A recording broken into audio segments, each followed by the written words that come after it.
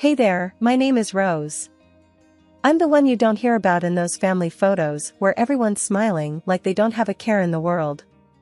I got a sister, Lucy. She's been the star of the show since the day she was born. Little Miss Perfect, right?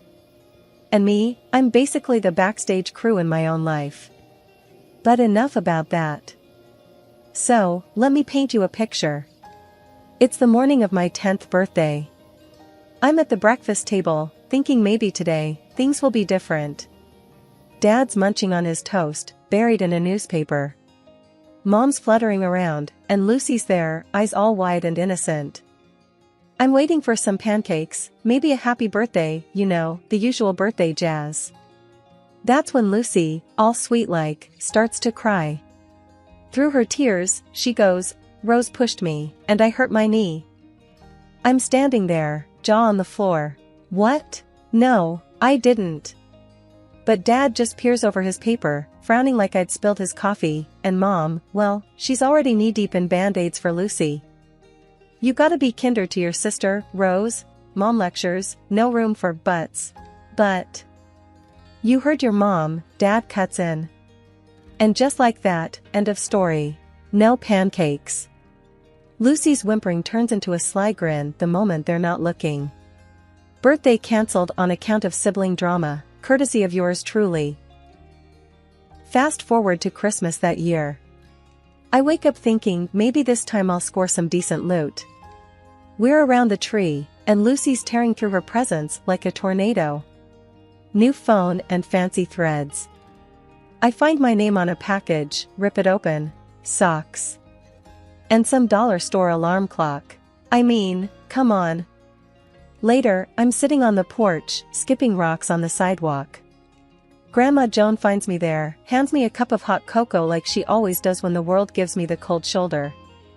"Thanks, Grandma," I manage, trying not to sound as grumpy as I felt. High school was no different. Lucy had the looks, the friends, I had acne and a job at Sal's Pizzeria. Worked my tail off, got those grades, and I'm thinking, this is gonna be my ticket out, right? There's this one night, senior year, college brochures spread out on the kitchen table like a bad hand of cards. Dad's fixing the sink, Mom's doing her Sudoku, and I'm about to lay my cards down, tell them about the colleges wanting to throw scholarships my way. I'm all, "There's this college outstate dash. Money's tight, Rose," Dad says straight off, not even looking up. "We're looking at community options." I shoot a look at Mom for some backup. She doesn't look up from her puzzle. "We're saving for your sister's college fund." That's when Grandma Joan steps in, real quiet. She talks to Dad first, then Mom. It's not pretty, but when she's done, she's got that check for me, pressed it into my hand like a secret handshake. "Make it count, kiddo," she says, eyes all fierce. And that was it. That check was my golden ticket, my ride far away from socks, alarm clocks, and Lucy's messes. Out of the circus, just like Joan said. As soon as my feet hit the campus of that outstate college, it was like I could finally breathe. No more Lucy, no more comparisons, no more feeling like an afterthought. I was my own person here, and that was all kinds of liberating. So yeah, I dug into those law books like they were the only things keeping me grounded. I was at the library more than I was at my own dorm room. Came to know every coffee stain on those tables like they were my personal constellation of caffeine. But it wasn't all smooth sailing. Money was tight. I remember this one time at the campus grocery store, counting coins from my pocket for a week's worth of ramen. The cashier was tapping her nails, looking bored out of her mind. "You gonna pay or what?" she drawled, popping her gum. I was a dime short. A freaking dime. "Hold on," I mumbled, searching my pockets for a coin that wasn't there. That's when this guy behind me sighed loudly and threw a quarter on the counter. "Here, keep the change," he grunted. Embarrassing? Yeah, you bet. But it was also the day I met Mike, who turned out to be a fellow law student and a bit of a smartass. A friend, something I hadn't had a lot of. In the grind between classes and part-time jobs, Mike and I stuck together. He was as plain-spoken as they come, didn't have patience for show-offs or slackers. Wasn't the type to sugarcoat feedback on my mock trial performances either. "You gotta stop sounding like you're asking permission to be fierce," he'd say. "You know this stuff, Rose. Act like it." And I took that to heart. By the time I was sitting for the bar exam, I felt like I was carving my own path, laying down the law, you know? I wasn't Rose, Lucy's sister.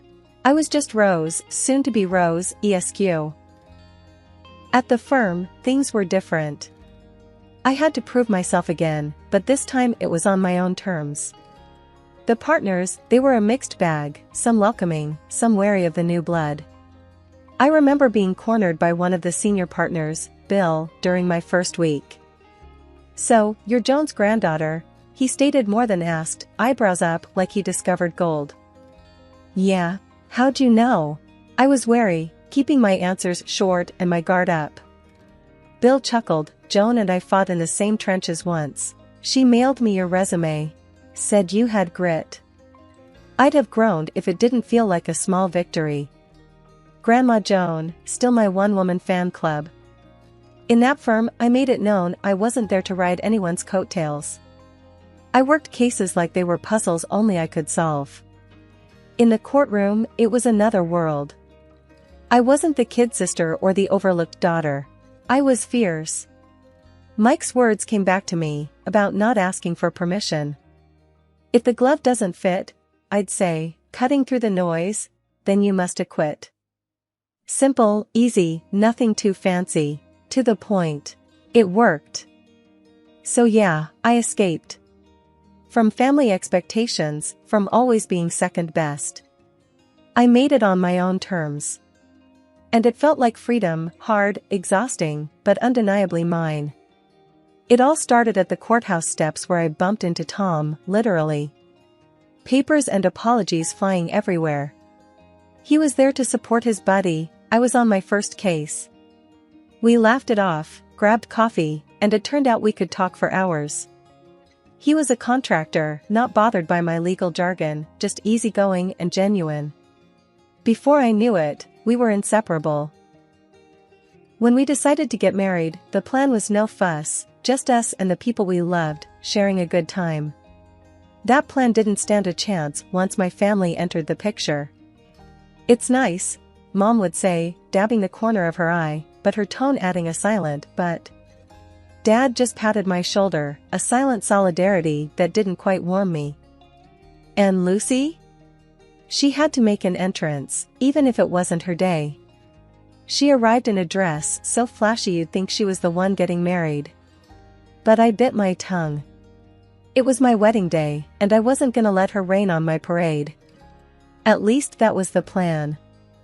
Tom, he was a champ about it. Meeting my sister, he just gave me that look. Wow, she doesn't hold back, does she? I wanted to bury my head in my bouquet. You have no idea.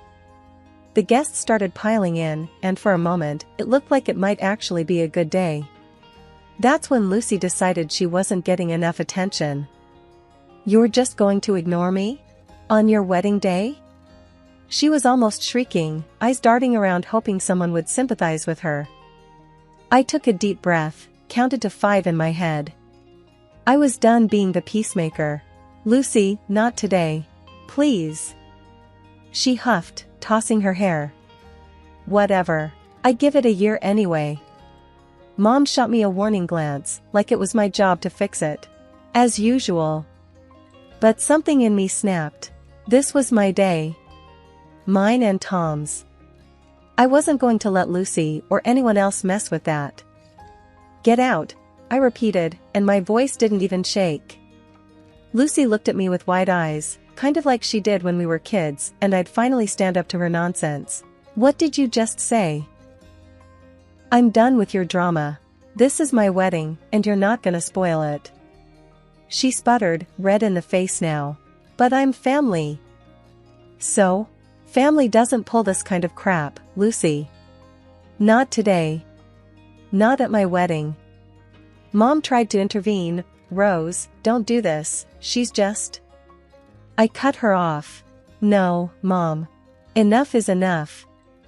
Lucy's face was a storm cloud, and she looked ready to argue. But this time she didn't. Maybe it was the way I stood, maybe it was Tom's hand in mine, or maybe it was the crowd of guests watching the drama unfold. For once, Lucy didn't have a comeback. She just turned and strutted out, heels clicking against the pavement like a judge banging a gavel.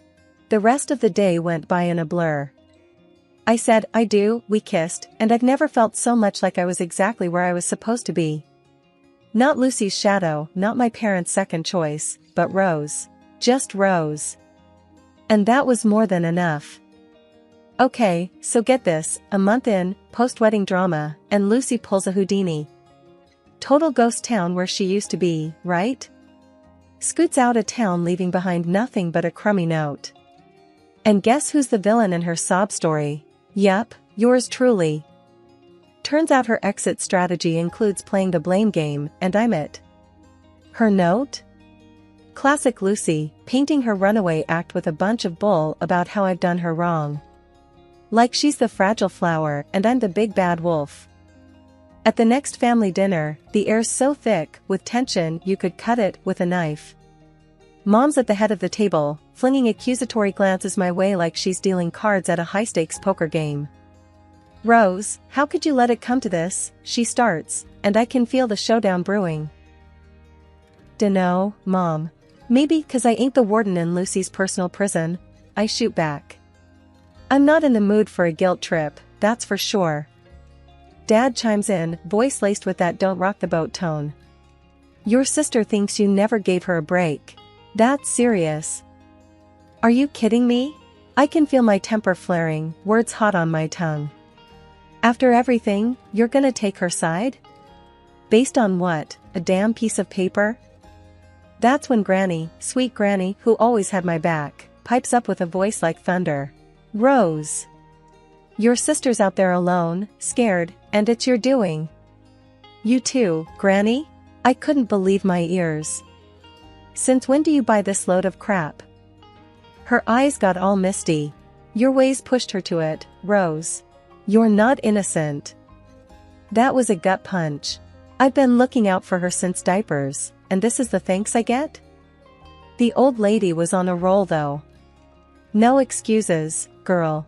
You've got a heart, use it. The whole clash was absurd. There we were, a family tearing into each other over Lucy's concocted tale. Even Granny, who'd never once doubted me, was singing a different tune, and boy, did it sting. I stormed out of there, the room thick with unsaid things. Granny's betrayal cut deep, but what cut deeper was knowing I'd stood up for myself. I was done being anybody's villain, especially not in Lucy's crafty escape act. If they wanted to believe her over me, that was on them. Tom's been acting off, real off. All those late nights at the office, trips out of town every other week, big projects he can't talk about. Yeah, right. Man's as subtle as a brick through a window. And then, like fate's trying to tell me something, I catch a glimpse of something red peeking out from his jacket pocket while I'm on laundry duty. A receipt for some fancy women's shop. No way was that for me. I didn't confront him. What's the point when you know you'll get nothing but half-truths topped with lies? I decided I'd do it the smart way, let someone else do the digging. Yeah, I called up a private eye, got him tasked on tailing Tom, seeing what really goes down when he's working overtime. Jimmy's the name of the PI, seems like he's been in the game long enough to see everything twice. Just want the straight shot, I told him, no chasing ghosts. He gave me a nod that said as clear as day, I got this. So I wait. Days feel like weeks when you're waiting for a bomb to drop. I keep things normal at home, or make a damn good show of it. Every time Tom tells me he's got to work late again, I nod, smile, and say something like, don't work too hard, babe. One night, he's at it again. Gotta finish up some things at the office, you know how it is. I shrug, playing it cool on the outside, but inside, my mind's racing.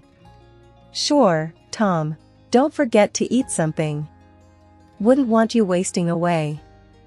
He gives me a peck on the cheek and he's out the door, and I'm left feeling like I'm on some warped episode of a TV show where the wife's the last to know. I try focusing on a book, some cooking show, but who am I kidding? My head's not in it. Instead, I'm thinking about that receipt. That damn piece of paper that feels like it's burning a hole through the fabric of our little suburban life.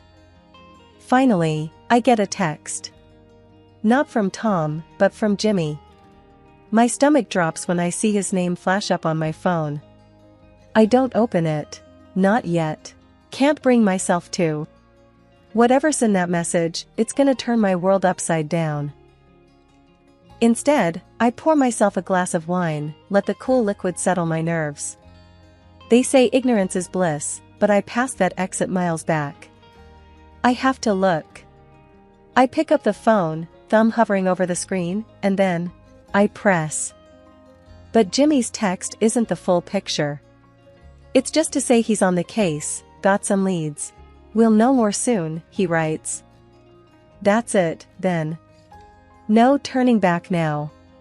Tom's little secrets are on borrowed time, and when the truth comes out, I'll be ready. There's something liberating about it, knowing that I'm no longer in the dark, playing the doting wife, smiling while something rotten's eating away at my marriage. Grandma Joan and I hadn't been seeing eye to eye recently, but the envelope stuffed with the PI's evidence was burning a hole in my bag and my conscience. Deep down, I knew she was the only one who could give me the straight talk I needed without sugarcoating the jagged pill I was about to swallow. I knocked on the door, and it swung open, revealing Grandma Joan with her arms folded, looking as staunch as ever. "Took you long enough," she said, without a hello. I let out a breath that I had been holding in longer than I realized. "Yeah, well, I'm here now." We sat down at the kitchen table, the same one we'd shared more Sunday dinners at than I could count. But today, it wasn't a warm roast that lay between us, but a file filled with photos and texts. "I've got something to say," I started, but she cut me off with a sharp wave of her hand. "Save it," she said. "I can guess why you're here, and I don't need an apology." I narrowed my eyes, ready for a quarrel, but her face softened. "What's done is done. Let's just hear what you've got." So, I spilled it, all of it. The late nights Tom pulled, the lies that didn't add up. "Do you have proof?" she asked, eyes piercing through me like she could see the answers scribbled across my heart. "It's all here," I said, tapping the envelope. She reached out and I handed it over, but she didn't open it. Instead, she looked me straight in the eyes. "You know this doesn't change anything between us, right? Family is family." That's when it hit me. Whatever had come between us, whatever words we'd exchanged that we couldn't take back, none of it mattered now. Not with this storm on the horizon. "You're right," I answered. "It doesn't change a thing. I still need you, Grandma." "Good," she grinned, but there was a seriousness in her eyes that wasn't usually there. "Because I need you too. And let me tell you, whatever's in that envelope," she tapped it and slid it back towards me, "it doesn't define who you are or what you're worth." We sat there for a while, not saying much, just being together. It felt like the air had cleared. The storm clouds were still there, but now, I wasn't going to weather them alone. Later, when I went to leave, Grandma Joan gave me a tight squeeze. "You call me, you hear? Day or night. We'll figure this out." I pulled back and looked at her. "I will. And thanks, Grandma, for everything." As I walked away, the envelope heavy in my bag, I felt lighter somehow. My steps were more certain, my spine straighter. Whatever Tom was up to, whatever the PI had uncovered, I was ready to face it. With my grandma at my back, I felt like I could face just about anything. A month had whipped by and there we were, gathered in the stiff parlor of Grandma's house, me, Mom, Dad, and my husband, Tom. An odd quiet hung in the air as the lawyer got ready to dish out the details of the will. Just the family scene you'd expect, except for the empty spot where Grandma used to be. And then, like out of some crappy soap opera, in prances my sister, Lucy, all dolled up and smirking like she's just won the jackpot on a scratch card. Mom and Dad, tears in their eyes, fuss over her like she's just returned from war, not the two-bit runaway act she'd pulled. I stayed put, my hands clenched into fists under the table. I wasn't about to give her my piece yet. She swans up to Tom, bold as brass, and plants one on him. My Tom. As if that wasn't gag-worthy enough, she starts spouting off this garbage about how she'd cooked up this whole mess. I made it all happen that Grandma would bequeath her property to me, not to the villainous Rose. Lucy gloats, thumbing at Grandma's portrait with a grin that made my blood boil. And I also took her husband away from Rose. Mom's sobbing, Dad's face is ghost white, and there's Tom, cheek to cheek with the snake, both of them looking like they've got the secret to the universe. We have the last laugh, he says, voice slippery with that grin plastered all over his face. The room's buzzing with their confidence, them thinking they've got it all sewn up. Grandma's gone, and in their mind, her house, her savings, all her bits and bobs were theirs for the taking. They didn't see me smile. The lawyer, a guy with less flair than a wet match, starts talking. So, as per Mrs. Joan Holloway's last will and testament, the lawyer drones, and here it comes, the entirety of her estate, her home, her financial assets, and her personal effects are to be left to. I already see Lucy reaching out, like she could already touch the velvet of Grandma's antique chairs. Her granddaughter, Rose Marie Kendrick, provided. Lucy's hand hangs there, midair, and the smirks melt off her and Tom's faces faster than ice cream in July. She agrees to use these assets for the continuation of the local community garden which Mrs. Holloway was fond of. The lawyer finishes with no fanfare. The silence is thick enough to cut. Mom and Dad look between me and Lucy, their tears dry now, replaced with something else. Confusion? Betrayal? Both? Finally, I break the quiet. Well, I guess that's that, huh? Lucy's mouth zips shut, all tight lines, and Tom, he's paler than a ghost, his eyes not meeting anyone's. You wouldn't believe the circus that unfolded after the will reading. My phone wouldn't stop buzzing, distant relatives suddenly remembering my name. But me? I kept it tight. It wasn't about the drama, it was about staying 3 steps ahead. So, what's the plan now, Rose? Tom asked with that rat-like twitch of his lip, trying to sound all sweet and concerned. We were standing in Grandma's kitchen, a place where I'd shucked more corn than anyone's business. I leaned back against the counter, feeling the cool marble against my spine. Well, Tommy boy, first up, I'm changing the locks. His eyes darted like he'd been zapped. But, what about us? He stammered, like he hadn't been caught red-handed. I chuckled, low and steady. Us? Oh, darling, us jumped ship the moment you cozy up to my sis, just to get a piece of the pie.